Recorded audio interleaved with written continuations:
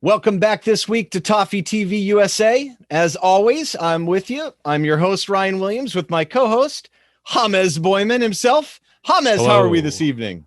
Doing all right, Ryan. Ready to talk some toffees for sure. Yes, with all the news again we've had this week. Yeah, I know. Again, light news week. However, we figured we'd take some time to dedicate this week to a specific topic and mix in our own American style viewpoints. So this week we decided to pick a topic that's very pertinent right now to Everton Football Club, and that is Mr. Marcel Brands. The DOF. That's right. The head honcho. Yes, the man, the big cheese. The man with a plan. Yes. Potentially. Maybe some disagree. We'll get into it. Yeah. Yeah, so just to kick things off, so we did see there was an article in The Athletic today, great publication by Greg O'Keefe.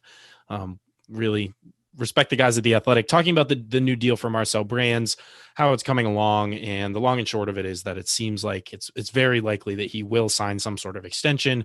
He's been, of course, made a member of the board. There were some rumors recently, not all too credible, that Manchester United were perhaps interested in trying to prize him away from Everton. Wait. Are you suggesting the English tabloids are not incredibly factual and perfectly accurate every time? That is exactly what I'm suggesting to you, Ryan, that they are not factual at all. But to their defense, I mean, it makes a good headline, and I think I could see the logic for why United would want him. The question becomes, can they get him? Seems like unlikely, but let's get into some details on Marcel Brands. We're going to talk a lot about his progress so far and compare him to some of the other clubs in and around us in the Premier League. And I guess the first question would be, the question of the episode is, should Marcel Brands get an extension? So it's interesting. I put a poll out on Twitter and it's almost unanimously yes. And as of this moment in time, now some things can change. It looks like they're going to wait till January to make an official announcement or to do something specific. But yeah, it's a good question. I think, and we talked a little bit about how to kind of judge that, which I think, James, you know, we talked offline. It's not that easy, but there are probably some basic things we can look at. Yeah, I think the first thing we have to look at is the situation at Everton when he came in. And it's not that long ago, but I think many people perhaps underestimate just how bad the situation was, not just from a perspective of the players on the pitch, but also the things that a director of football needs to be mindful of, the finances, the academy, all of these sorts of other factors that aren't just related to Everton's performance in the table, which of course was bad. And the second piece of that is his individual performance since he's come in. How has he done? What moves has he made? What progress can we see from Everton? Have we advanced? Have we moved forward in this so-called project of Farhad Moshiri that has been bankrolling now for some time? Yeah. So, I mean, really, the best way to start really is just kind of taking us back and putting us back at the end of 17-18 and where we were as a club. I know that we're not going to say his name. We're not going to say his name. Anyway, okay. No, it's worth thinking about because I think I actually wrote an article for Toffee Analysis at one point to say that it's almost a shame that we finished 8th in a way that year, because I think some casual fans look at that and say, oh, they weren't that bad. But the results itself, when you really look at that season, they weren't good. I mean, we finished on 49 points, but that doesn't really tell. And actually most years, 49 points doesn't get you 8. But when you look at it and you see only 44 goals for, that was 11th, 58 goals against, that's 14th. Goal differential of -14. That's not good. I know the table can lie. Others may disagree with that, but I don't know. When you start to really pick apart the numbers, I mean, let's just take a look at the attacking numbers, for example. I mean, were we the 11th best attack? Really? I mean, I'm looking at that. I think it looks like a relegation level attack to me. I mean, granted, Omar Niasse did score 8 goals. So, I mean, that's the linchpin of your offense. But when you look at this, I mean, we were 19th in shots per game with under 10. No one dribbled on the whole team. It was unbelievable, really. 19th in dribbles, 19th in successes. Passing, it was terrible. 15th, 74% passing percentage. Just awful. All these long balls, 3rd in the whole league, just hoofball all over the place, yet 19th in long ball accuracy. Just giving the ball away right and left. 20th in crosses. Remember, Mikel Arteta loves crosses this week. We did find that out.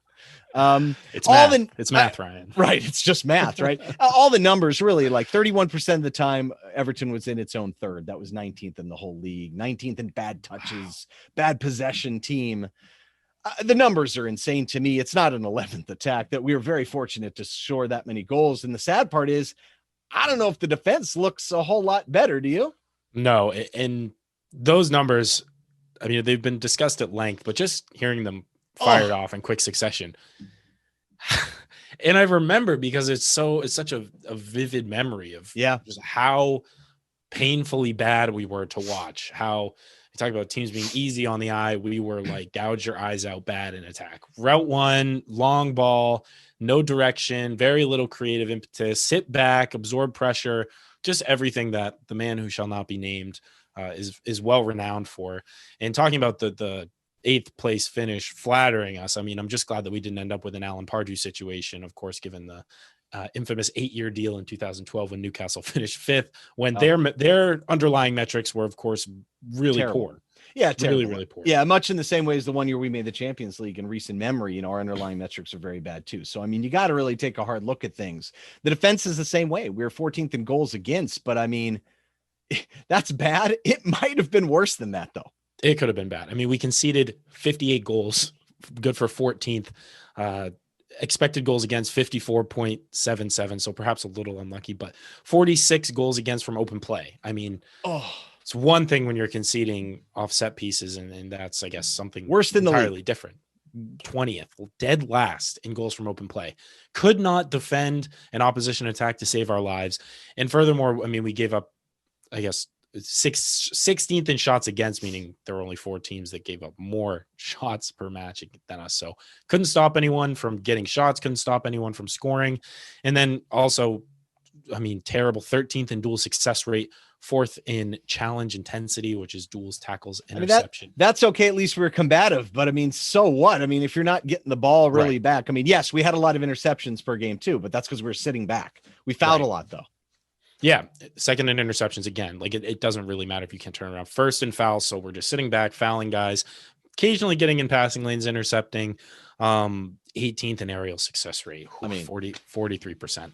9th in save percentage. So nowhere in any of these metrics, save challenge intensity and interceptions per game and fouls, are we close to being a team that deserved to finish 8th. No, and stylistically too, it's a difficult team too. And that we're going to get to that in terms of transition and how important that is when you're moving from different managers, especially in selling players and being able to transition. But yeah, and there's a lot more details. I mean, you know, the Koeman, the man who shall not be named kind of balance. I don't think there's any really reason to dig those things up.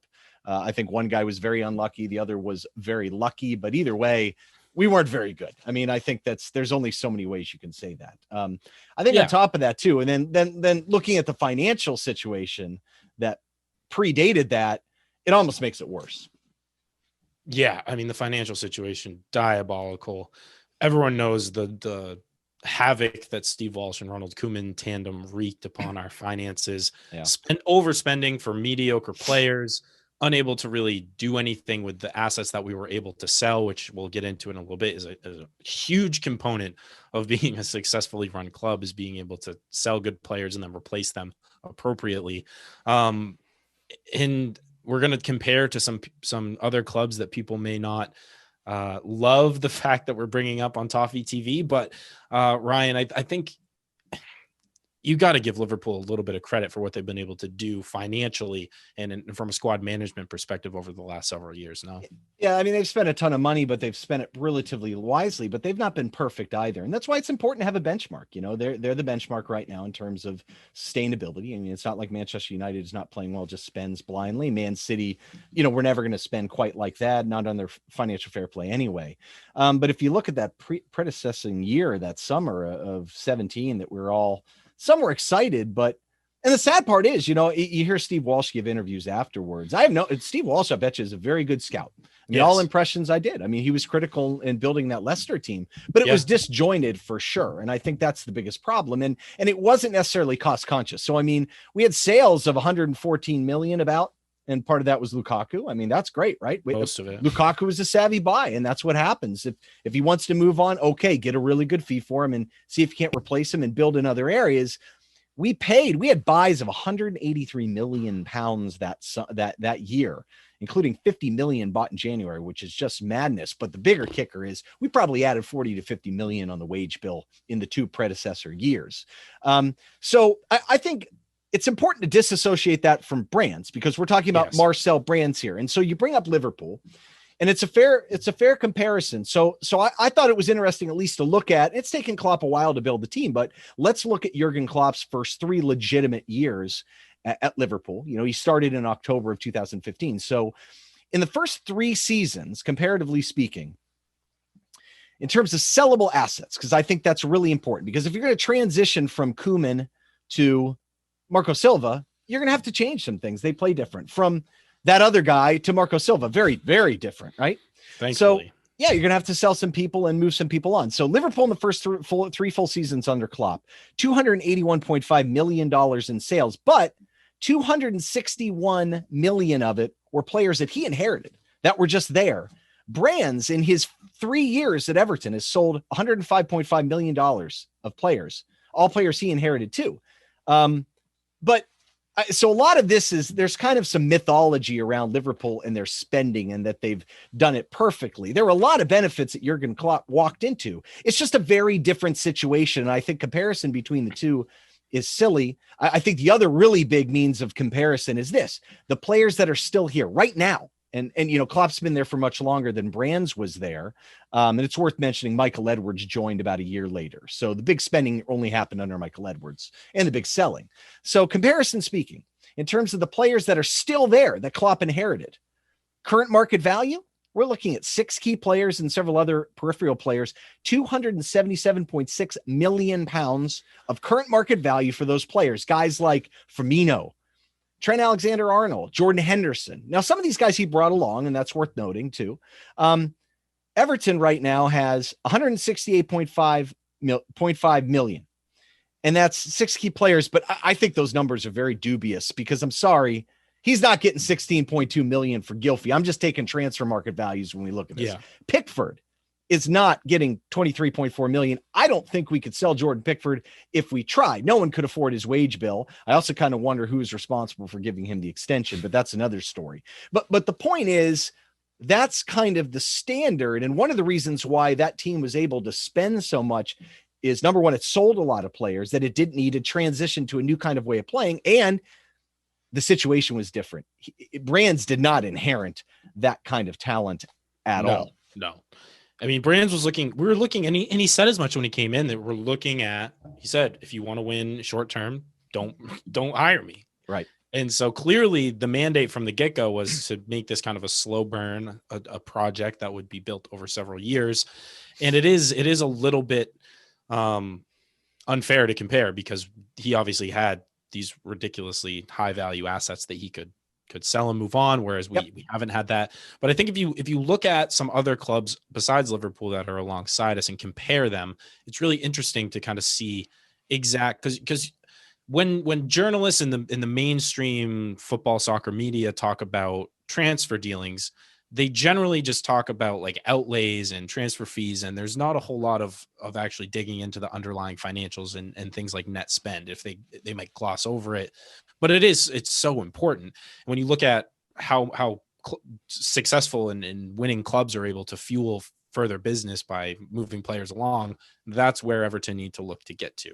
And so looking at Klopp's first 3 seasons, you're looking, or I guess the last 3 seasons, you're looking at 281 million in sales, and then 261 million of which are players that arrived pre-Klopp, and then they spent 392, so a net spend of 110 million. Yeah, that's critical. So think about that. So those sales fueled buys of 392 million pounds over 3 years. That's a massive outlay, but again, it's not hard to do. Your net spend is only 110. And as you get better, you're going to have to pay wages and stuff. But that right there is the foundation of what they built. And we'll get into that a little more detail in terms of the player by player thing. But I think what's very interesting is let's look at sales of some of the other clubs that we're competing with. We looked at Wolves, Leicester, Arsenal, Villa, and West Ham. So Wolves and Leicester are higher than Everton by quite a bit. I mean, Wolves basically had sales of 114 million. We didn't have that. Leicester has had sales of 212.4 million pounds. And look, they don't have the revenues that Everton have. They don't. But that alone, if you can take that money and then spend it wisely, in theory, a good DFF will improve based on a sale. In theory, some guys are hard to replace. I get it. And some of the other guys, I mean, Arsenal is close to us at 72 million. West Ham had sales of 83 million. So they're not way out of the ballpark. But then you look at the buying, and that's where things are very interesting. I think so. We talked about Liverpool, almost 400 million after 3 years. I get it. But knowing that you're going to have to buy players for your tactics and make changes. So let's take a look at Arsenal. They didn't have many sales, but their buys are 293 million. We had buys of 254 million. You know what I mean? And you look at Wolves has more. Wolves had 285. Leicester's right there with us at 252. And a lot of people would assume, well, Villa hasn't spent that much. 234 million in buys, 2 over 3 year periods. I get part of that's promotion. And West Ham is right with us at 243. So when you start looking at this, you start to dispel this myth that Brands has spent all this money because, I mean, he hasn't had massive sales for sure. And the buys, I mean, some of these guys are buying more, but James, I think the biggest component of it is you start putting these things together and then looking at net spend. We're not spending more than these teams. No, and that's the important thing. It's if you just take a number, you say, okay, 150 million.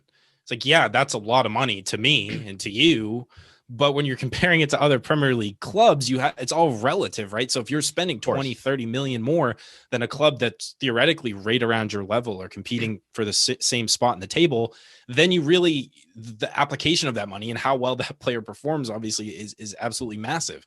And when you're trying to improve year over year, you need to not just spend more, but spend wisely. And Brands has done an okay job. But again, the mess that he came into, you could argue that, Wolves are different because Wolves have been spending, they've got this ridiculous ownership structure and they're just buying guys. They're spending even in the championship. So they kind of got boosted. Their squad was ridiculous and their wages were ridiculous even before they were promoted. But in Villa too. And you also think about Liverpool. Leicester won the title not too long ago and had to obviously profited very substantially off of that. Yeah. But when Liverpool are spending, they're buying a smaller number of players for large fees. Generally, you're looking at guys like Alisson, you're looking at guys like Thiago. They're not buying guys for 10, 15 million very often. They're spending 60, 70 in a lot of cases. And so you compare that to Everton, where we basically need an entire squad overhaul. And I almost think we're more, you could liken us maybe more to an Aston Villa, who they're the other extreme, right? You've got Liverpool on one end, Aston Villa on the other. We're somewhere in the middle, probably closer to Villa than Liverpool, where we need to spend wisely on and get big improvements in a lot of different areas with roughly the same amount spent. So it's really hard to balance that equation. Yeah, I agree. I would argue that Wolves' team coming up from the championship was better than ours. They certainly performed that way the next year. But if you look at just the net spend figure of the ones that are comparable teams, Wolves, Leicester, Arsenal, Villa, West Ham, only Leicester's lower than Everton. Yeah. So the idea that we're spending all this money, we are spending a lot of money. So is everybody else in the Premier League. So it's largely a myth under Brands. We're not talking about before Brands. We're just talking about him. But yeah, I just think RuPaul Pogba out there, Boss Man Jr. on Twitter said it very well. If you don't care how old players are, you don't understand what it takes to build a winning team. What's very important is if you're changing managers, if you need to adapt to new tactics, if someone just wants to move before you're at the loftiness of a club, of a place like PSG, where Ghana went, you've got to have players of value. If you transition at all, you've got to sell people and get new people that fit tactics better.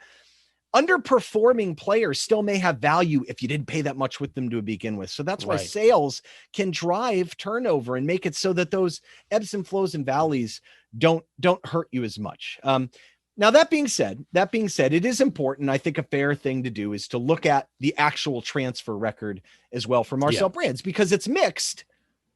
But again, But it's got to be put in context too, because it's not like, so if you ignore the fact or you realize that under Brands we're not spending more than anybody else, then it's a very different context. So now you're not saying, well, we should be amazing because we're spending so much. No, we're not.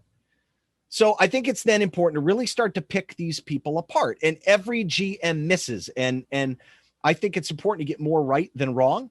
But I think Liverpool, this is where Liverpool have done very well, and I can't argue with it. They've spent a lot of money. True, but they haven't had too many misses that were big dollars. Right. Now here's the question though. Is that because spending big money on players means there's less risk of them being bad? Is that it? Or is Michael Edwards just a genius? I don't know. What do you think? I'm not going to call anyone a genius, but I do think there's something to be said. I mean, look at United. Manchester United have overspent for a ton of players. And I think that's just other clubs being savvy to the size of United's pocketbooks and the amount that they're willing to spend. The key is, and I think what Brands has done a really good job of, is the negotiation aspect of it, and in talking clubs down and getting lower fees for players. But back to the initial point, I mean, I think I do think that it's important to, I mean, we inherited, it was a really poor team that was inherited, and it's easy to miss. I mean, look at Nicola Pepe for Arsenal, has really underperformed. Every club misses in the transfer market. Or you misuse them. I mean, I don't think that's the case with Everton. So like if I look at Liverpool, for example, you've got some misses there in those first 3 years. I mean, Grujic, Karius, Oxlade-Chamberlain, Oxlade-Chamberlain is probably the only guy they spent significant money on that has not been great. And maybe Liverpool fans would argue, I don't really give a flip what they think. Clavin, they sold for a loss later. Naby Keita was really expensive. He's been okay. Shaqiri for the money has been okay. But then you got Joel Matip for free. You can't argue that. Robertson was on the cheap. But then 5. So we have them at 8 hits, 4 misses, 2 maybes out of 14 players. Of the 8 hits, 5 were big money. So I think during that time, they bought 7 players that cost more than Richarlison. Richarlison is the biggest spend that Brands has made. And frankly, we didn't even spend more than 27 million on a player other than Richarlison during Brands' entire 3 years. So that's, to your point earlier, they're spending money on big players. So if you look at our record, I'm kind of curious what you think about it. How many players we got here? I think we had 13 players that Brands has brought in. That's first team. I'm not counting Lossell. Right. No. How would you? You can't. I don't want to admit they're misses, but I'd say, first of all, I don't think any of them are complete and utter disaster like a Pepe or a Joel Linton. But again, those guys, Joel Linton's not a bad player, but if you play him as a target striker, it doesn't make any sense. So I think every one of these guys was bought for a reason. I saw the logic behind it. So I would put our 2 misses as Andre Gomes, and maybe part of that's injury too. That's just my opinion. Yeah. And Alex Iwobi, who I dearly love, but at least I understand why we bought him. You know what I mean? He was perfect on the left side. They wanted him to compete for Sigurdsson. He was great at open play creativity. We needed someone to break people down in the final third. Our defense was excellent under Silva. So what do we do? And then there's some maybes in there too, but yeah. And I think Richarlison, Dean, Allen, and James, I think, are the 4 that I would say are definitely hits. But I don't think any of these guys are a lost case. Like, would you say JPG is a maybe? Yeah, I think there's still questions to be asked about certain guys. And to be honest, even the guys that you have, I mean, Gomez and Iwobi as misses.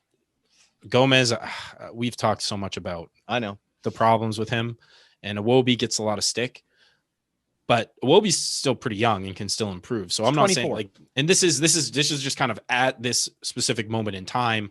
What do we make of these guys? And I think, to your point, Ryan, I think it's really important to emphasize when we were signing these guys, there was a very clear reason for it. This wasn't a signing where I don't think there's any single player on this list that I was like, why? I think Ben Godfrey might be the one that maybe took me aback, but even at the same time, we needed that extra center back. Yeah, I was okay with him functionally. I think it's a huge overpay in my opinion, and I think maybe we could have done more with the money, but I get it. It's not crazy.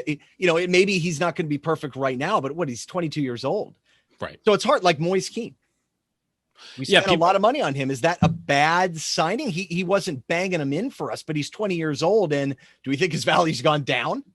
No, exactly. And that's the thing. We will turn a profit on Moise Keane without a doubt. And so there's one thing about a player being an immediate success on the pitch. And then there's another about like, are they a good transfer in the sense from a financial standpoint? And Moise Keane is one that he may not work out at Everton. And we said in a previous episode that we don't think he's ever really going to return.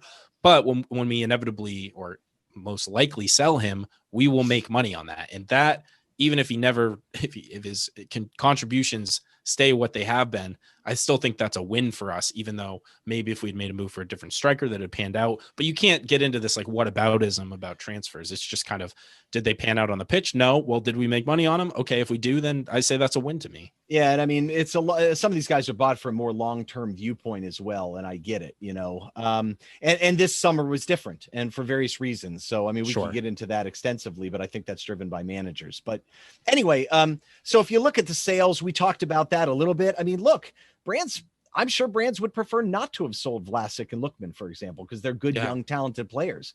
But you have to turn over. You've got to find a way to get around financial fair play and buy players for the incoming manager. And he got solid fees for those guys. Ghana, like we talked about, wanted to go. He made the deal that he promised to sell him, provided he stayed in January when we still had a chance for Europe. So I mean, what are you going to, the one thing that drives me crazy is I swear people still blame him. Why? Because he didn't get a fee for Sandro. I actually would blame a little bit for that because I think Sandro Ramirez is okay. But I mean, he sold Morgan Schneiderlin, for example, when we badly needed a defensive midfielder. Right. But that was a longer term view. He knew we weren't going to make Europe at that point, and we were in trouble. I mean, but is it his fault that Cenk Tosun gets hurt, even though he sent him out the door and had an option to buy? Is it his fault where he had a deal to take Gylfi to Al Hilal or wherever it was in Saudi Arabia, and Gylfi wanted to stay? I mean, is it his fault he didn't sell Besic or Balassi? There's so much of it that he inherited in these contracts that he just hasn't been able to move. And I think that's part of what fueled perhaps the sales of Lookman and Vlasic is like, you have these guys who are on reasonable wages, young, desirable for other clubs to take on and develop. Well, you got to sell what you can sell to get the money in to make the moves outward or inward, I guess, that you need to. So he's just been such a victim of circumstance. And as you said, like the injury thing, you can talk about it with Fabian Delph, you can talk about it with JPG, you can talk about it with Cenk. It's really kind of affected the perception of the transfer business. And it's really just chance at that point, regardless, irrespective of a player's like performance on the pitch. Fabian Delph's been hurt like the whole time he's been here. Yeah, and that's bad luck. And we'll get into results in a second. So Jake Holton out there, who I dearly love, Cincinnati's own, the pride of Cincy, Ohio. No, his comments good. He said, of course they should in terms of regarding to extending Brands. He's worked miracles to this point in terms of clearing out deadwood and upgrading the starting squad. Hasn't hit on every player, but you never will. Also, the reason we have Carlo as manager, no brainer. So the deadwood is key. I mean, I think a lot of people think he has done a decent job with that. I mean, some of these guys, you're not going to be able to move. I also think something that's not considered too is wages. He's dropped them significantly this year. The summer window, I think he dropped it 2.8 million, I think, pounds a year, which isn't a ton. The year before was like 13. Huge. And I think the year before it was a lot, even though he went back on some loan fees for guys like Zuma. But really, it comes down to results. And that's the question. You know, Jay contends that the first team is better than it was. I totally agree. We just went through the results in 17-18. I think that that was not the eighth best team. If anything, it was more like a relegation type team. And so look at what Marco Silva did in the first year. And you could argue whether that's Marco or Marcel Brands buying Richarlison. Another thing too, Brands scouted Richarlison up front. Some of these ideas that this is Marco's find, there are no secret finds anymore, really, except for in rare cases. I mean, I can go right now on the Y Scout and watch video of, I'm DVRing an Independente Valley game right now in Copa Libertadores because I love Nothing that tournament. Surprises me. I love that tournament, man. It's like my favorite tournament. It's awesome, but I can watch talent from all over the world anytime I want. So it doesn't really work that way. But look, I mean, 20 goal differential in the first year coming back, increased to 54 points. One of the worst defenses in open play. We know, we already talked about that, to one of the best. And look, 1920 was tough last year. We had lots of bad luck. Carlo had us back into the European picture, but look, injuries killed us. So you can't evaluate that outside of context. We were number one far and away in the injury table. We had the most major injuries of any team in the league by a mile. I remember I tweeted something about it out there, and it was kind of crazy. The chart was stunning. It was stunning. And Marcel Brands selling Morgan Schneiderlin in a time where we couldn't afford to lose a defensive mid was fine. But that's one where you got to look at the longer view. I mean, he got a massive wage off the books, and he got a fee from him. So, and look, one thing people got to realize is we look okay right now. There's been some hiccups recently, but you got to make a move on someone like Marcel now. You can't wait till the end of the season. He's gonna arrange work elsewhere. Don't you agree? Yeah, I totally agree. And I think the last piece, well, I think overall it's hard to, I think there's been so much positivity coming into the start of this season with the business that's been done and everyone was raving. And I think recent results have maybe clouded that perspective a little bit, but I do still think that as far as the first team is concerned, that we are on the right track to building a strong squad. And I think we're better. Yes. I think we're better. I think the style of football we've played, I mean, the attacking moves that we've seen this season are some of the best, I think, since Roberto Martinez was in charge. And that was an unbelievable attacking season, and that team scored for fun. So I think the last piece of this is the academy, which a lot of people are giving him a lot of criticism for, but forgetting about the youth transfer ban that he kind of inherited as well, on top of the horrible first team squad. I think the question is, though, people still look at it and say, God, you haven't made significant changes yet. I mean, this one's hard to tell. You know what I mean? It's really hard. Kevin Doney has a really good line here on Twitter that we want to steal. Any consistent strategy is probably better than changing every 3 years, but this is a good one. Hard to tell how he's done from afar. Certainly doesn't rush things anyway. So he said himself, it's a longer term thing. So maybe the right thing to do was not rock the boat too much and make change over time. Unsworth is saying some of the right things. I cannot imagine. I know he's a legend and he was a fantastic player in his own right, but I don't know if he's the right guy in that position. It seems like, and bringing back John Eberle, I think back as head of academy coaching is interesting. Ultimately, Brands is going to tell them how it's going to be, and they'll salute and execute the proper strategy. I mean, they're capable individuals, but I think a lot of people see that and view that as a red flag. Yeah, I think people were kind of hopeful that maybe he would come in and just clean house and bring in all his new staff, but that's not always the way to go. Like when Carlo took over for Big Dunk, as interim manager, he stuck with the 4-4-2, right? He didn't try to dramatically change things. So sometimes it's the gradual changes. If you come and try to rip everything out by the root and start from scratch, that can be really, I think, disorienting for the entire organization. People who have been in those roles, everyone down to the people in the kitchens, for example, like you don't want to, it's such a gigantic organization. When you try to make these wholesale changes, I think is a lot harder than most people appreciate. Yeah. And I'm sure there is some cultural changes that need to happen and stuff, but it's funny. Everyone knows the Sunderland Till I Die documentary and stuff. Yeah. And some of the guys coming in there, I think were interesting guys, and you could tell that they had trouble changing culture. And it's so important to have someone at the top that you're on the full same page with, to do it over time, as long as you got that strategy and you keep plugging along. And so for me, in conclusion, let's wrap it up. I think Marcel's done okay. I think it's important to look in context. I mean, it took him 4 years at both AZ, pardon me, Europeans, and PSV, to produce a winner. And it's funny at Alkmaar, he actually fired Koeman before he left. That's pretty funny. PSV too. I mean, they were consistent winners after that point, and he had hiccups in either place. I mean, at PSV, he had him in the round of 16. At the time when he came out, he was considered one of the top 10 sporting directors in all the world of football. And, even though he had hiccups like AZ, they finished 11th at one point. Louis van Gaal tendered his resignation, and Brands is like, what are you doing? They stuck with him and they won the league the next year. So it's a process. It's going to take time. Like he said, I think there's I think a very good summary to this is Matthew Neal has one out here on Twitter that we liked. And his line is, clearly made mistakes, still think the squad is massively unbalanced even after 2 years. But this was always a long-term project, and it's taken him a while wherever he's been to get it right. So for me, he should 100% stay on and get the project where he wants it. I think, he said it's not going to be a quick fix. I say keep him. I like a lot of the things he's done. I see a more coherent team and consistent strategy. We still have gaps. That's going to happen when you transition tactics a little bit. We still have injuries, but I'm excited at what the season remains. We do have some key guys out, but I'm still optimistic. I say keep him. 100%. I think And I think Farhad Moshiri really trusts him and respects him as well. I think that really bodes well. Plus the fact that, again, he was named as a member of the board. I think that was a real statement of intent from the club, that no question, and Brands as well, to accept the role, that he is here for the long haul. He's here to build the project. There's so much going on behind the scenes at Everton is regarding like the new stadium and all that sort of stuff. It's a really intriguing project. And I think Marcel would be the first one to admit behind closed doors that some of these guys haven't panned out the way he expected them to. But as we mentioned earlier, there was a strong reasoning and rationale behind, and there's a clear strategy that's being executed on. I think people might have questions. Well, why didn't we sign a right back? Why didn't we sign?